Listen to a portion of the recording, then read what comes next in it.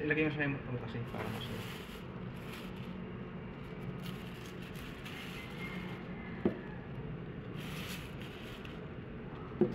Ito po yung kakainin namin para iwas taba. Para tumaba. Para hindi tumaba. Tumaba.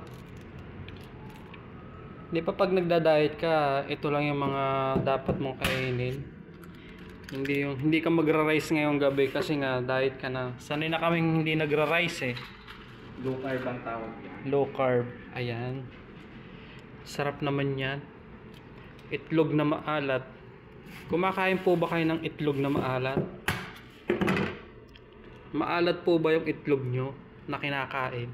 Yon. Please comment kung kumakain kayo ng itlog na maalat. Tapos ihahalo sa kamatis at sibuyas. Sarap.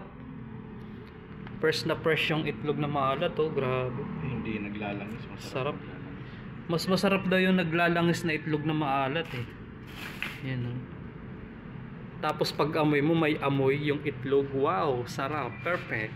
So, dadalhin yan. Bye. Hindi ako bibigyan oh. Kinan niya na.